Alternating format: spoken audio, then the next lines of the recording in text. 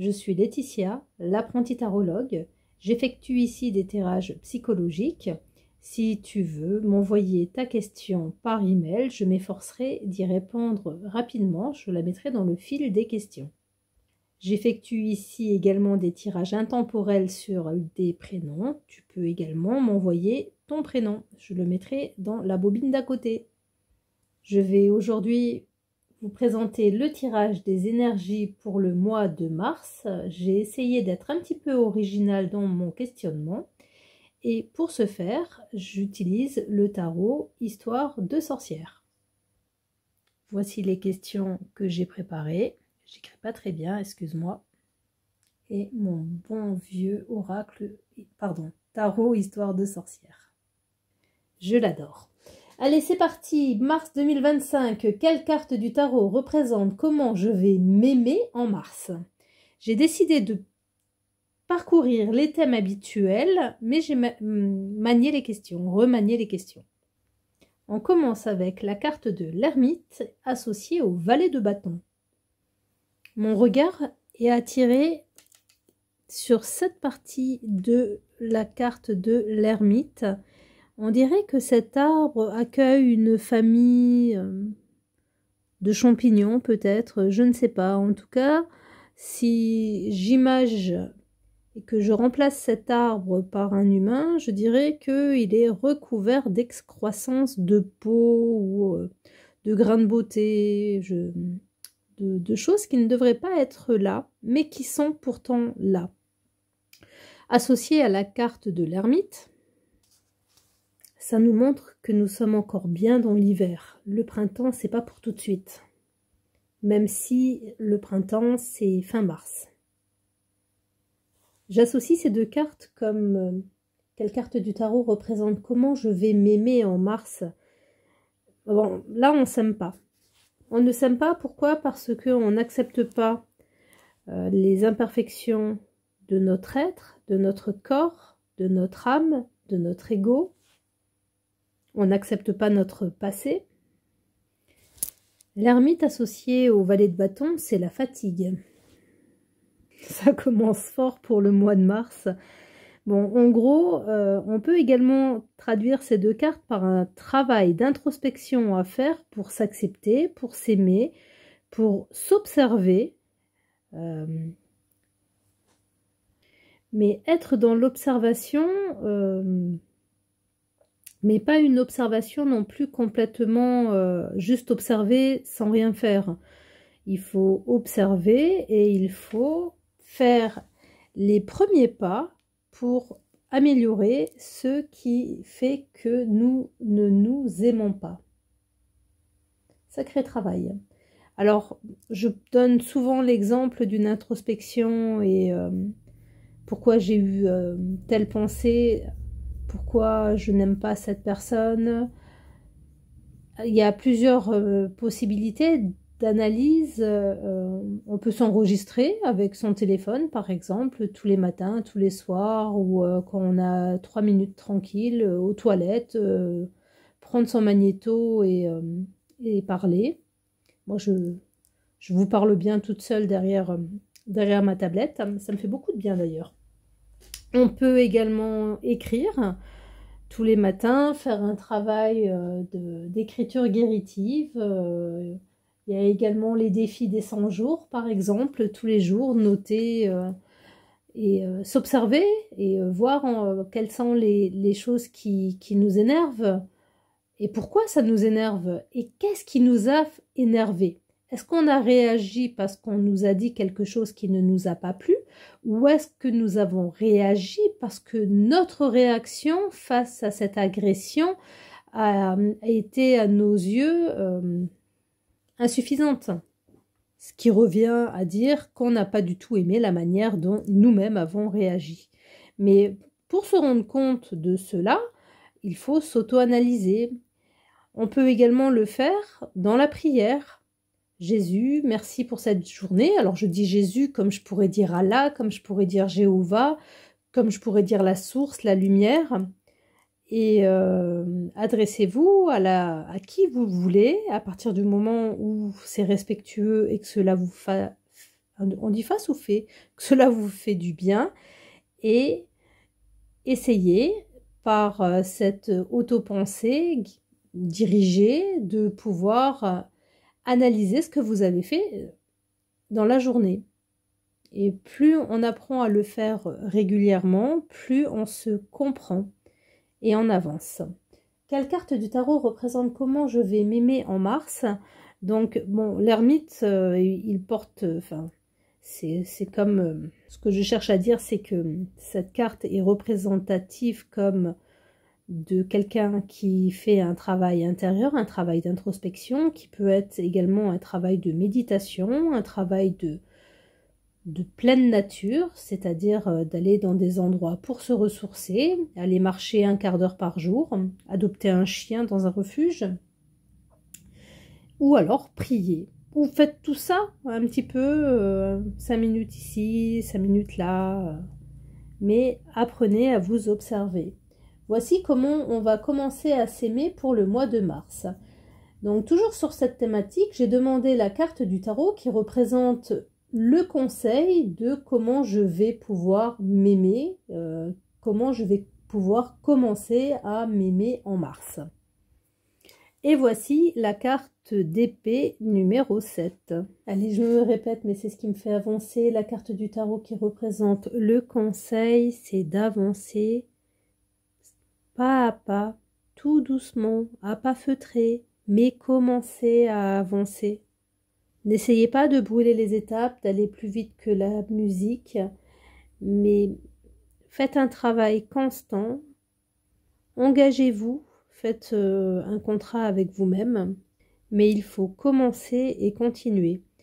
Ça, les objectifs peuvent être différents. Si je m'adresse à un cadre sup qui travaille 17 heures par jour, ben, prends un quart d'heure par semaine pour faire un travail d'introspection, mais tiens-toi-y à ton quart d'heure par semaine.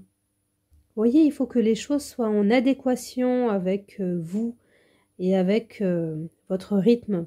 Si vous avez des enfants, si vous avez de grands-enfants, si vous êtes seul. Si vous êtes seul et que vous vous dites, allez, moi je vais faire ce travail tous les jours, mais que vous n'avez jamais rien tenu dans la durée, alors pourquoi se l'imposer de manière hebdomadaire? Pourquoi ne pas le faire tous les jours impairs du mois ou tous les jours pairs? Trouvez une technique qui vous permette d'avancer à votre rythme avec des objectifs atteignables et réalisables. Mais commencez à vous accepter tel que vous êtes et allez-y petit à petit, pas à pas. La troisième carte de ce tirage, c'est toujours sur le thème de comment je vais m'aimer et j'ai demandé quelle est la carte du tarot qui représente une aide pour pouvoir m'aimer, avancer, m'accepter. Voici la carte du monde. Donc c'est une carte très positive placée à cette position. Et ce qu'elle m'inspire, c'est que pour s'aimer, il faut être dans le sens du courant. Il ne faut pas lutter, il ne faut pas être à contre-courant. Il ne faut pas se dire... c'est grossier ce que je vais dire, mais personne ne m'aimera parce que j'ai une vilaine verrue sur le nez. Ça, c'est pour l'aspect physique. C'est vraiment un gros exemple bateau. Hein. Donc, une aide, être porté par le courant, c'est aussi savoir s'écouter. Se dire, par exemple, ce matin, j'avais prévu d'aller faire des courses. Je me sens pas du tout d'aller faire des achats, de prendre ma voiture, il fait un soleil magnifique, j'ai plutôt envie d'aller passer la tondeuse et jardiner. Être en accord avec vous pour ne pas avoir de frustration, ces frustrations qui engendrent ensuite des imperfections qui peuvent être cutanées, qui peuvent être de l'eczéma dans les cheveux, qui peuvent être un torticolis, qui fait que vous n'êtes pas vous-même et de ce fait que vous n'arrivez pas à vous aimer. Donc, comment je vais m'aimer en mars? Eh bien déjà, on va commencer à apprendre à s'accepter, on va s'observer, on va s'auto-analyser, on va travailler sur nous, on va travailler à se bonifier. Sacré boulot, hein, je sais pas pour vous, mais moi j'ai de quoi faire. Deuxième question générale, quelle carte du tarot représente comment je vais travailler à être en joie? Oui, rions un peu. Alors voici le 2 d'épée et le roi d'épée. Alors on va appeler un chat, on est une petite cinquantaine ici d'abonnés sur cette chaîne YouTube. Et la majorité d'entre vous, où je vous ai rencontré sur Discord, vous pouvez également venir de canaux Telegram et un petit peu de Facebook, un petit peu de 3 mamans avec qui que je trouve suffisamment ouvertes pour partager ces informations. C'est pas que les autres je ne les trouve pas ouvertes, c'est que j'ai pas forcément de facilité à aller vers elles pour leur expliquer ce que je fais. Et les quelques personnes qui restent, à mon avis, elles doivent venir de Clévao. Donc, quand je vois quelle carte du tarot représente comment je vais travailler à être en joie au mois de mars, et que j'ai le 2 d'épée et le roi d'épée, je me dis, les filles, les gars, la majorité d'entre nous ici, on est intuitif et on entend, on est clairaudient. Bon, en même temps, le 2 d'épée, ici avec le corbeau et la sorcière qui est voilée et qui tape dans le mille, ça nous dit clairement que on entend notre guidance, on suit notre guidance, on avance dans notre chemin. Ça peut être juste par signe. Je vais essayer de la faire courte, mais un jour, je ne me suis pas sentie, il y a longtemps, de garer ma voiture. J'ai fait marche arrière, je me suis remise, j'ai refait marche arrière. Je me sentais pas de me garer là où il y avait une place pour que je me gare facilement. Et le lendemain, la personne qui était garée à l'emplacement où j'ai pas voulu m'y mettre s'était fait voler sa voiture. Vous voyez? Donc ça, c'est l'intuition. C'est comme ça que je définis en fait ce corbeau qui, par télépathie, par je ne sais quelle science que je ne pourrais décrire, arrive à faire passer la petite voix qui vous dit en fait de faire attention, de changer vos plans, On a tous eu des moments où c'est un peu ce que j'expliquais avec j'ai pas envie d'aller faire des courses, je préfère aller jardiner, mais il est très très important de pouvoir s'écouter, d'écouter sa voix intérieure. Donc le 2 d'épée, j'indiquais ici qu'à mes yeux ça représente l'intuition, alors que le roi d'épée, associé au 2 d'épée, je le vois comme la carte qui indique la claire connaissance. Qu'est-ce que c'est? Vous avez une question, vous fermez les yeux et vous attendez la réponse. Alors je le dis brut de décoffrage sans mettre de gants, mais comme je m'adresse à un public averti, vous avez compris. Alors Google me dit que c'est la capacité à comprendre clairement ce qui se passe dans l'instant et qui inclut les aspects d'investigation et de sagesse liés à l'attention. Personnellement, moi je vais continuer à travailler avec mes cartes, car souvent, ça y est, je frissonne. Mais voilà, c'est ça, je frissonne parce que je conscientise sans m'en rendre compte des pensées qui m'arrivent, qui sont en lien avec les cartes que je tire. Et pour vous donner un exemple, sur un des tirages que j'ai fait, j'ai mon consultant qui m'a dit mes Zoro, c'était le surnom que j'avais donné à la personne que je devais aller rencontrer, que je devais rencontrer. Moi, quand je dis cette carte me fait penser à Zoro, on est bien d'accord que la carte, en fait, j'ai pas vu en fait un homme. En plus, tiens, c'est rigolo, c'est le roi d'épée. Bon, en fait, bref, ce que je cherche à dire, c'est que pourquoi je parle de Zoro, qu'est-ce qui m'a amené en fait à faire à donner cette information, à mes yeux, c'est la clairaudience. C'est une information qui m'arrive parce que je cherche à être en paix avec moi-même, reliée à la vie, reliée au tout. Et que aujourd'hui, j'essaye d'acquérir cette science avec les cartes parce que ça me parle et que ça me met en joie. À vous de trouver avec un pendule, avec des livres, avec de la numérologie, avec du zodiaque, avec le tai chi. Je ne sais plus comment s'appelle cette science qui fait bouger les meubles dans une maison. Ça a un nom. J'ai été surprise quand on m'a dit en fait que ça avait un nom. Pour moi, c'était instinctif de tout bouger en fonction de... hop, ben, pareil, l'instinct. Le canapé, il est là, ben non, j'ai envie qu'il soit là, mais tout cela s'étudie. Quelle carte du tarot représente la joie? Et voici le 10 de denier qui représente la maison, la famille, être avec les siens,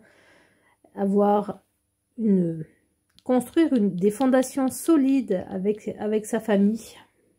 Si les enfants ne partagent rien ensemble, ne font pas d'activités communes, sont chacun dans leur chambre ou chacun derrière leur écran d'ordinateur, ils vont grandir dans la même maison, dans la même famille, mais ils n'auront pas ces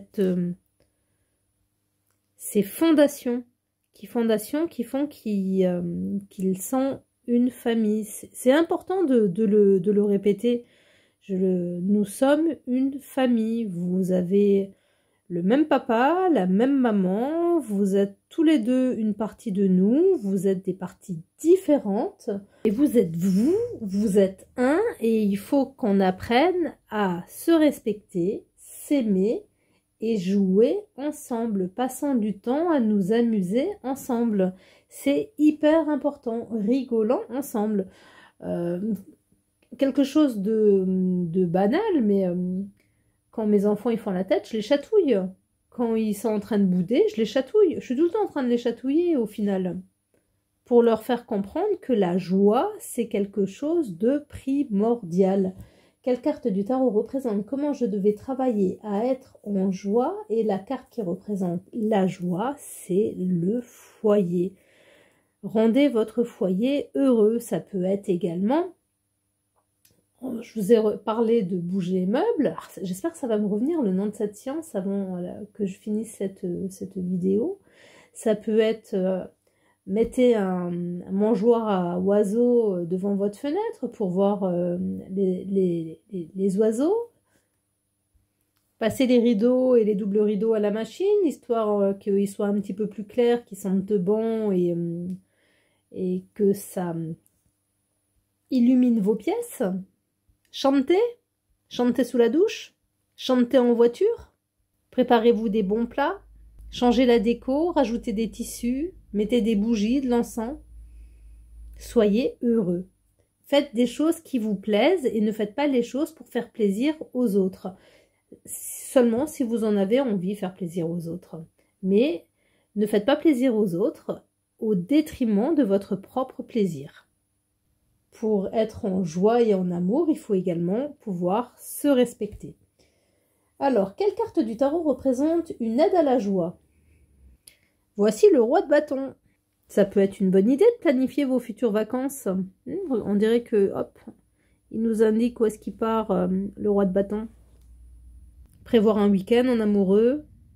Et en amoureux, ça peut être un week-end avec vous-même. Personnellement, tu me dis où est-ce que tu avais envie de partir, je n'en ai aucune idée. Peu importe. Mais ce que j'ai envie surtout, c'est de me retrouver. Mais c'est un gros travail intérieur à faire. Le roi de bâton est là pour vous dire de réaliser, d'entreprendre, de mettre en place, de planifier. Préparer quelque chose qui vous fait du bien. Troisième thème. 1, 2... Je crois que j'en ai oublié un de thème. J'en ai fait que 4. 4. Alors, attendez. Non, j'ai bien mes 15 questions. On est bon. Alors, quelle carte du tarot représente ma lumière spirituelle? Et magnifique. Voici la dame reine de bâton.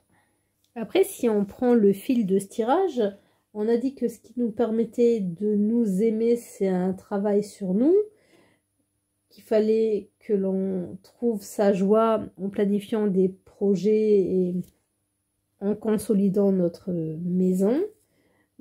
Forcément, en fait, au niveau de la lumière spirituelle, il y a RAS, hein, la dame de bâton, elle nous montre que ce qu'il faut autour de nous, c'est de la couleur, de la vie, de la nature, des fleurs. Et c'est ce que l'on va irradier à l'extérieur de nous-mêmes, ce que l'on va dégager. On va être lumineux. On fait un travail pour s'aimer, on fait un travail pour être en joie. On voit les aspects positifs de la vie, on ne se focalise plus sur le négatif. Le négatif, on le transforme, on le culbute, on le fait bouger, on l'accepte, on accepte cette négativité et on prend ce qu'elle a à nous apporter, ce qu'elle doit nous apprendre de manière à pouvoir évoluer. Les escaliers, on ne les monte pas 4 à 4, hein, c'est 4 à 4, pardon, c'est marche après marche.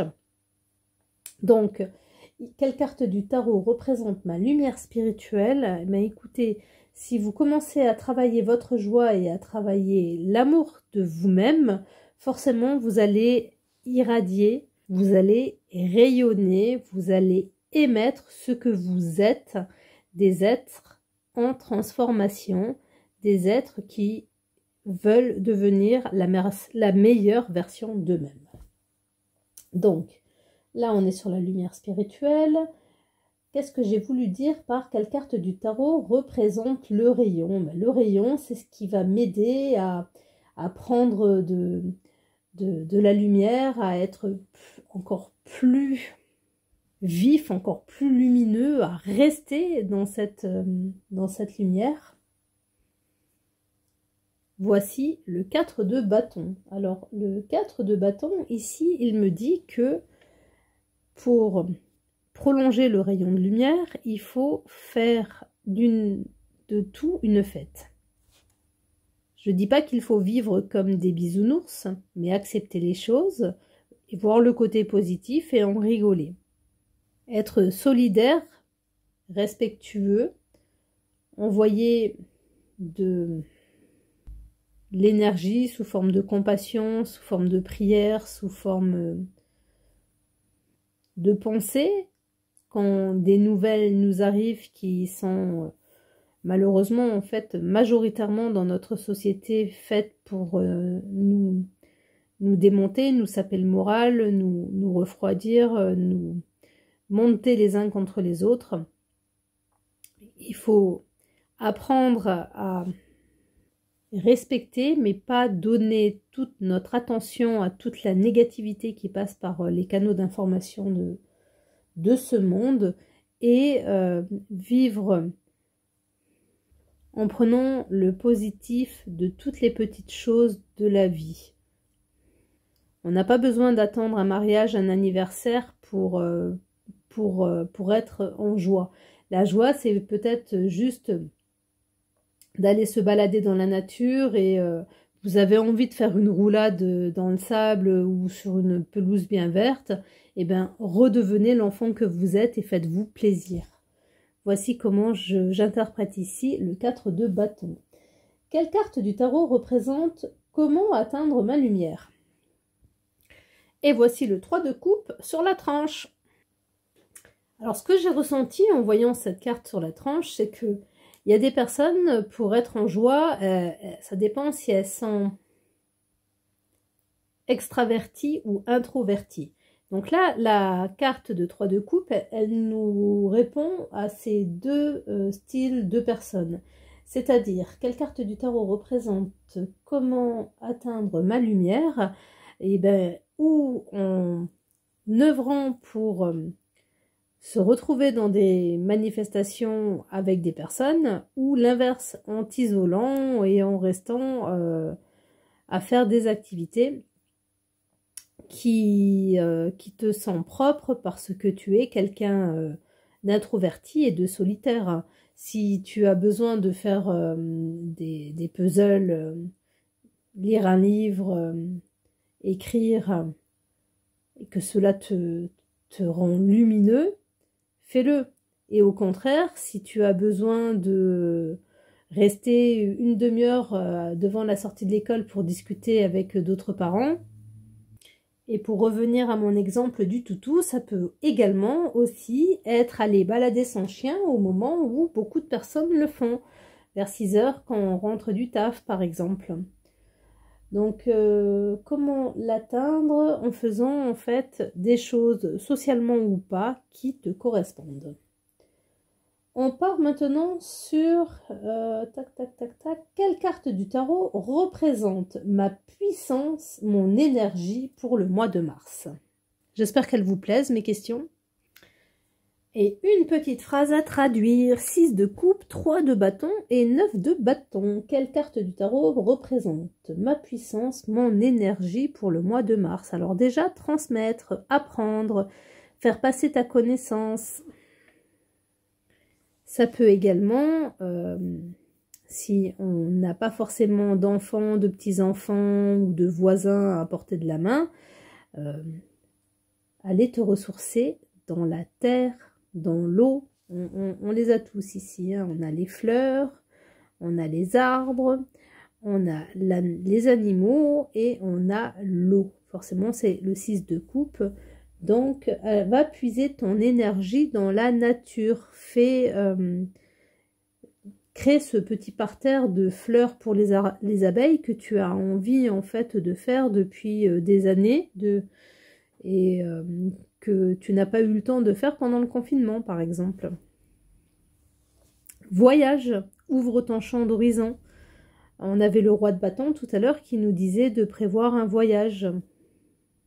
Alors sans aller jusque prévoir ton voyage, ça peut aussi être qu'est-ce qu'il y a à faire autour de moi dans ma commune, dans mon quartier, dans mon arrondissement. Est-ce qu'il y a des choses que je ne connais pas, des choses que je n'ai pas vues, et est-ce que ça fait longtemps que j'ai pas été à ce musée, de quoi ça parle actuellement? Ouvre-toi. Le 9 de bâton, je vois cette carte ici comme la peur à dépasser, ce qu'il faut surmonter, ce qui va te permettre de retrouver ta puissance et ton énergie. Ce n'est pas si difficile que cela, on l'a vu tout à l'heure, pas à pas, que tu vas mettre en place de nouvelles habitudes pour pouvoir t'aimer, être en joie, être lumineux, être plus énergétique et être patient. Patient, patient, patient. Quelle carte du tarot représente la mise en place de cette puissance, de cette énergie? Voici le 5 d'épée et le 2 de bâton. Alors ce que je ressens en voyant le 5 d'épée, c'est que c'est la carte de la victoire, mais la victoire avec un goût amer, la victoire que l'on arrache, la victoire qui est pas belle, la victoire qui sent un peu, qui peut un peu quoi. Hein, je vais essayer, je vais rester polie. Mais des fois, cette victoire, elle est nécessaire parce que autrement on perd. Quelle carte du tarot représente sa mise en place? Il faut saisir sa chance, être opportuniste. Et si c'est au détriment d'autres personnes, alors attention, hein, je ne dis pas de faire en sorte... c'est toujours en fait dans une logique de respect. Quand je dis logique de respect, c'est... on va pas mettre des gens à la rue pour récupérer un appartement alors qu'on en a 15 des appartements et que sur ces 15, on en a 10 qui ne sont pas loués et qu'on n'en a pas besoin. C'est pas dans ces extrêmes-là ce que je cherche à expliquer.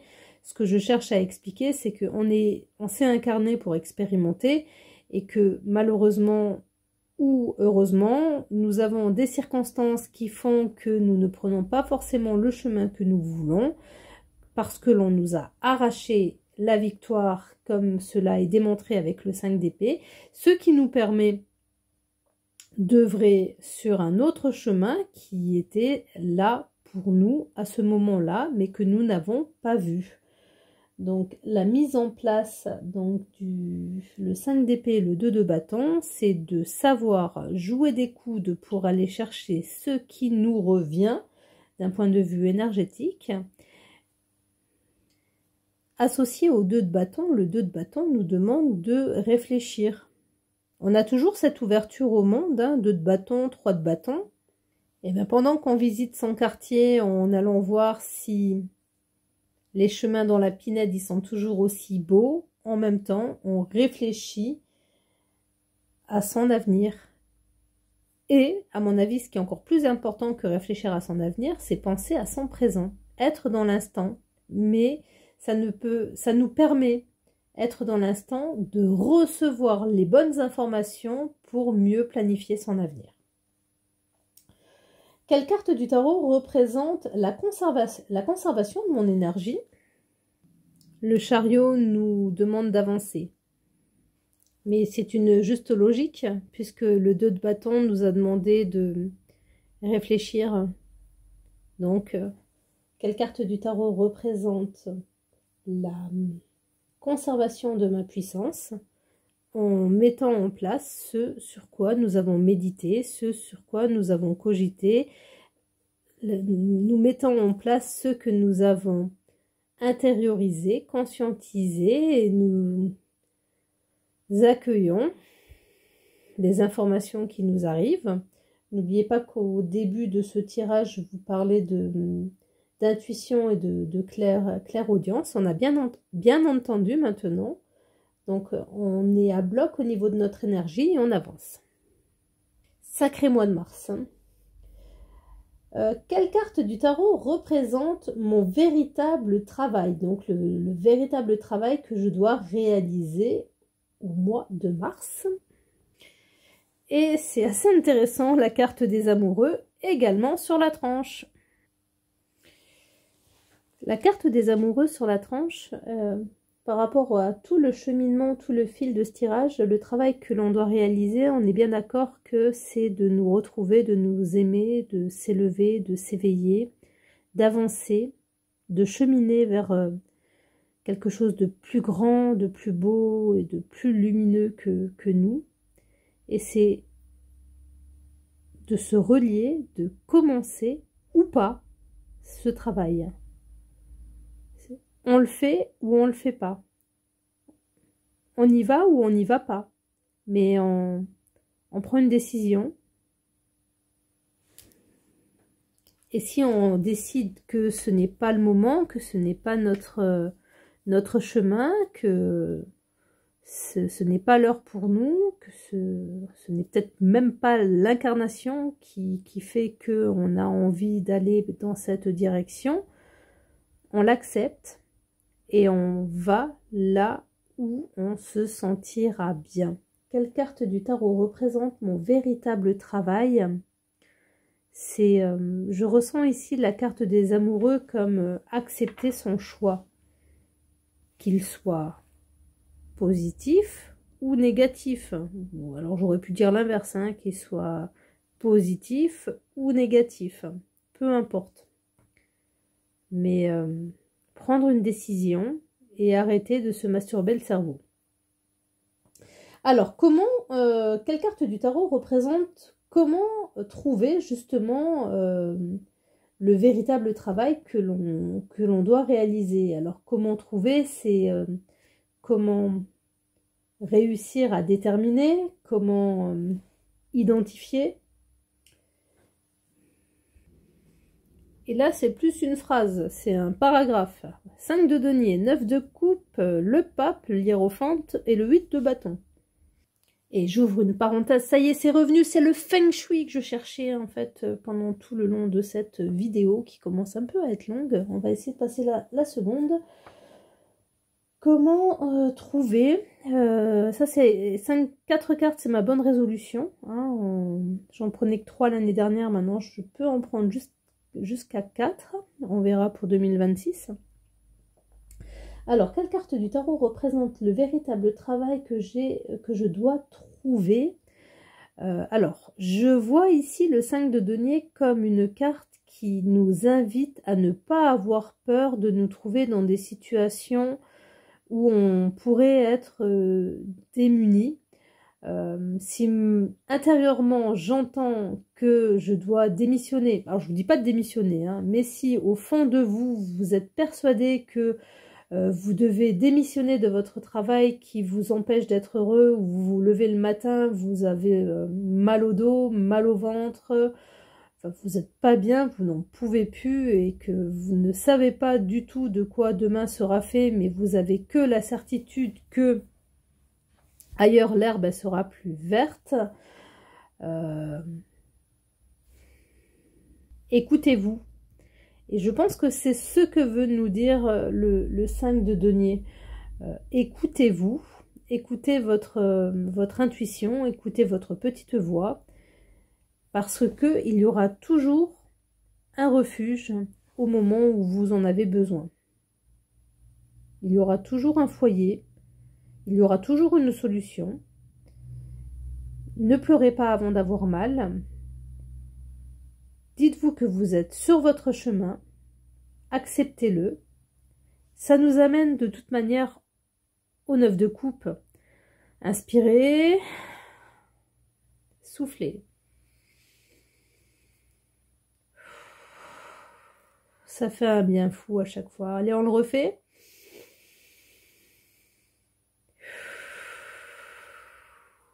Je vous rappelle la première carte de ce tirage, donc, qui est quand même l'ermite. Donc, on revient, le 9 de coupe, l'hiérophante. L'hiérophante, en fait, qui veut dire dans les tarots style Rider-Waite, pardon, qu'il y a un travail, un lien entre le maître et son élève. J'ai fait une coquille. C'est la dame de bâton qui est ici. Le 8 de bâton, c'est la dernière carte de ce tirage. La dame de bâton, c'est la deuxième fois qu'elle se présente. Donc, je résume. On n'a pas peur, on est sur notre chemin, on est guidé, on médite, on trouve des personnes avec qui on a envie de partager, on a envie d'échanger, que ce soit dans la vie réelle ou, j'allais dire IRL, par rapport à l'écran. J'ai toujours trouvé ça rigolo qu'on dise qu'on est derrière un écran et qu'on partage avec des personnes, que la réalité, ça s'appelle IRL. Bon, enfin bref, vous m'avez compris. Et on est lumineux. Le travail, en fait, on trouvera le travail à réaliser à partir du moment où on accepte d'être sur son chemin. Et vous l'avez compris, quelle carte du tarot représente comment je vais réaliser tout cela? Hop, voici le 8 de bâton qui nous dit de ne pas lutter, de ne pas avoir peur, d'accepter que ça peut aller vite. Et je finirai ce tirage sur les énergies du mois de mars en disant que de toute façon, même si ça va très vite, rien n'a été fait au hasard. Le hasard n'existe pas. Merci de m'avoir écouté jusqu'au bout. Personnellement, je me suis bien amusée à réaliser ce tirage. Ça m'a fait énormément de bien. Si tu t'y connais en informatique et que tu as quelques minutes pour me conseiller au niveau des outils que je peux utiliser pour réaliser mes vidéos, n'hésite pas à me contacter s'il te plaît. Tu as mon adresse mail dans mon générique. Et de même, si tu es dessinateur, j'aimerais dessiner le logo qui représente ma chaîne. Ça ressemble beaucoup à ce que je souhaite, mais c'est pas vraiment, c'est pas en fait, c'est pas fini. Voilà. Je vous embrasse, je vous souhaite un excellent mois de mars et je vous dis à très bientôt. Bye bye.